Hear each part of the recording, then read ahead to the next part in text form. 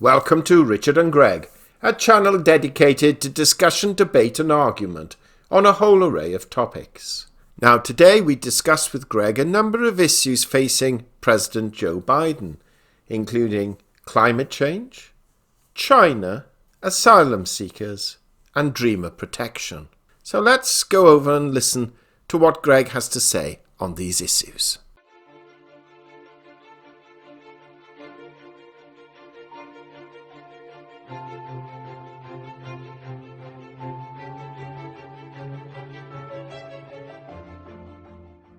Welcome to Richard and Greg. It's Monday, the 8th of February, 2021, and it's 1925 GMT. And it's been quite a while since we've spoken to Greg, as his health has not been great these past few weeks. And we thought it appropriate that since the last time we've spoken, President Biden has now taken office and has adopted a number of policies and Trump policy reversals. Now, we've mentioned on the Illuminati Silver channel quite a lot about Janet Yellen becoming the Treasury Secretary and the proposed $1.9 trillion stimulus package that the pair of them are trying to get through Congress. But we have been rather bereft in looking at some of the other more international policies that Biden has been suggesting. And as this is the area of Greg's expertise, I thought it appropriate that we discuss those with Greg. So without further ado, Greg, good evening to you. Good evening. I've managed to keep in touch with things. I've just had a bad attack of lethargy as much as anything, I think. I hear that Jeff Bezos has resigned as CEO of Amazon. He was going to do it on the telephone, I gather, but he couldn't find the number. Well, nobody else can find the number for Amazon if they've got a problem, can they? Well, it's been a pretty active time for Biden and his team. He seems to have put together a fairly interesting mixed team, mixed in colour and gender, which is possibly a good way to move towards healing some of the problems that America has. He's also gone ahead with countermanding a number of the Trump era's more notable, shall we say, excesses or differentiations in policy. Specific items, I think, which ones do you think are the most important, Richard? Well, he's announced certain issues with Iran, for example. He's also commented on going back into the climate change agreement. Shall we take them one at a time? Well, far away, please do. Iran. America had a deal with Iran. It was never going to be 100% to America's liking, nor was it going to be 100% to Iran's liking. That's how deals tend to work, meeting in the middle. It was quite a good agreement because it meant that Iran did not go ahead with further nuclear armament. And it also meant that there could be an easing up on exports to and fro the two countries, and relationships could have been normalized. But Trump suddenly and arbitrarily opted out of that, and by doing so, effectively authorized Iran to do whatever it likes, which I think was a little foolish. Biden has indicated that he's happy calling a halt to that breakup. Biden wants concessions from Iran before he will do away with the sanctions. Iran's attitude is, you called it off, we're not going back into it unless you call off the sanctions. And then we will re-enter the original agreement. And I think they have a point. I don't think Iran is any kind of a government I can applaud for anything that it does. But I can see how they can sell that argument to their people. And the next? Well, the Paris Climate Accord. Biden has now re-signed up to that. Well, as you know, I'm fairly convinced that climate change has probably absolutely nothing to do with CO2. And it is interesting that there has been an average 0.1 of a degree rise in temperature over the last 6 months as a result of the clear atmosphere, because the pollution that was put out by industry, and industry is on a low cycle at the moment because of COVID, put pollution into the atmosphere, sulfur and particulate problems that reflect sunlight, and have given rise to a steady fall during this period.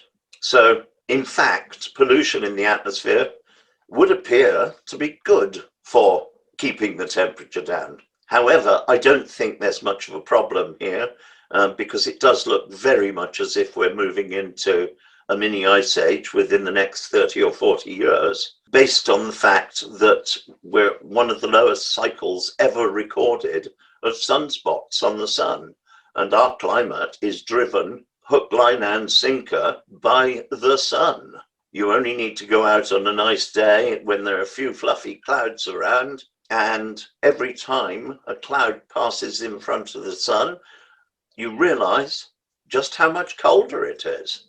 We are getting somewhere in the region of 1 kilowatt per square meter of energy from the sun on the entire planet. It's what drives our climate and has driven 4.6 billion years of fluctuating climate change, which is a part of this planet. So I think he has just stuck his head into a noose that will cost the American taxpayer billions, and will also mean that they are left in a position that they don't have a sound energy base, because cutting pipelines, what does that achieve, for heaven's sake? You've got to have fuel to fuel A, your economy, B, your lighting, and C, in a lot of places, temperature control. So it's going to have to revert to fossil fuels, which is no bad thing. But having shut down the pipelines producing or transporting those fossil fuels will also have the added problem of transportation by road and rail. And those are polluting. That doesn't affect our climate, that pollution, in any great degree, but we can well do without the pollution it creates. So I think he shot himself in both feet with that particular move. But it seems to be very popular for politicians around the world, driven by the very wealthy, to shoot themselves in the feet because it gives them a very good source of taxation to pay for all this new green energy. And when you look into green energy, it is infinitely worse for the environment than is fossil fuels well handled. Now, China. Obviously, Trump has been tough on China, or certainly given that impression with tariffs and so forth. Biden is expected to be much more lenient. How do you see that playing out? I think the greatest problem with China is the moral dilemma. The morality of China is about as alien to the Western world as that of Japan.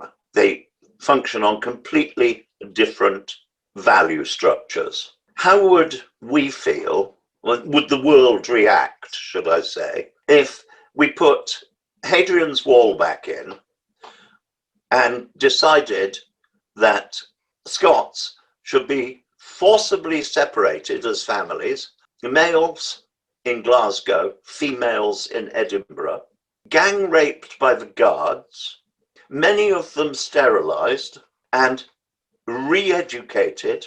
I've got a feeling the world would be in uproar, but that's exactly what China is doing to the Uyghur people, who are basically Chinese, just as the Scots are basically British. What is the difference? It's akin to taking over a country, rounding up all the indigenous people, sticking them in the bottom left-hand corner and building a 50-foot wall around them, and then refusing to supply vaccine to those people while you continue to vaccinate the whole of the rest of the people in the country. And nobody says anything about that. Namely, the behavior at the moment, apropos the Palestinians, confined effectively in a great big open prison and denied vaccine. What would happen if we did that in Britain to the Welsh? I think there'd be an uproar. Now, America is in the position that it really has to come to terms in some way with China. But how does it square the circle when the Chinese are brutalizing their people in the way they are with the Uyghur, or totally reneging on their international agreement and imposing draconian laws on a sector of their people, as they have done in Hong Kong?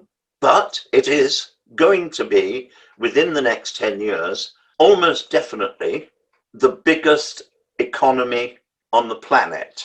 It is very difficult to turn a blind eye to them, but even more difficult to come to terms ethically to stop them in some way, yet try to maintain a working relationship with them. The two positions are mutually exclusive. So I wish Biden good luck with it, but I hope he doesn't give away too much of the moral ground, or we will be looking at China's version of Japan's Nanking incident and invasion of China, when they were conducting medical experiments that usually proved fatal on the Chinese people under their control. Hard times, difficult decisions. And one last sort of thought, and perhaps one which may prove the most contentious of all, is, of course, reversing Trump's policies that, as the Democrats put it, separating parents from their children at the US-Mexican border by rescinding limits on the number of applications for asylum seekers, and ends the ban on travel from several majority Muslim countries. He's also promised to protect dreamers. These are people brought illegally to the US as children who were permitted to stay under the Obama-era policy, as well as ensure they are eligible for federal student aid.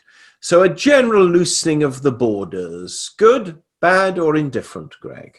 Mixed blessing. America is a very fractured country at the moment. Whether that is right or wrong from one's perspective, looking at it, whether one agrees with Trump or agrees with Biden, or more realistically, is somewhere in the middle. A very good case can be made for many of the actions of Trump. However, they were not, in my opinion, sustainable. So they looked problematic and foolish. Whether he would have made a fist of it or not, we will never know. The freeing of the borders and immigration, I think the dreamers, realistically, America has lost any position of being on the high ground there, and fundamentally has to acquiesce. You cannot have children brought up in your country, accepted in your country, and then suddenly tell them they've got to go. They've never been anywhere else, most of them. They don't even speak the languages of the countries that Trump wanted to send them back to. So I think the dreamers, very much a case of Biden, in my opinion, is doing the right thing. He may well be doing it under moral pressure, but he has made the right moral choice. When it comes to opening up the borders to Muslims, very simple. There are some very good Muslims who really aren't the Muslims that are the cartoon caricature of the rabid nutters of ISIS, or the more extreme of the mullahs. There are many moderate Muslims who can go about their life without bumping into the values of the host nation. There are many people in our society, for instance, who are Muslim, but you'd never know it from their behavior. However, there are many very highly skilled Muslims. We tend to overlook the glorious history of invention and development that has been for centuries the Middle East. If America is clever about this, it can say that you must have minimum qualifications to come to America. Speak the language for starters. Have a skill for second. Have a certain level of education so that those people fit in. And that gives America, not based on the prejudice of religions, superstitions, skin colors, or anything else, but based on ability, the right to an element of picking and choosing. It must be done gently, it must be done skillfully, and it must be done with the cooperation of the people understanding what you're doing. And on that happy note, Greg, we have to end it there. Thank you for that. Very much appreciated. And we shall make sure we shall do another discussion in the next day or so. We hope you enjoyed that discussion. And if so, kindly subscribe to our channel and press the bell sign so that you are notified of our videos as and when they are published. And also in the description box below, we place links to certain books, articles, and programs which you may find of benefit, and for which we will receive a small commission should you purchase through our link. And this will help support our channel and to enable us to develop it further.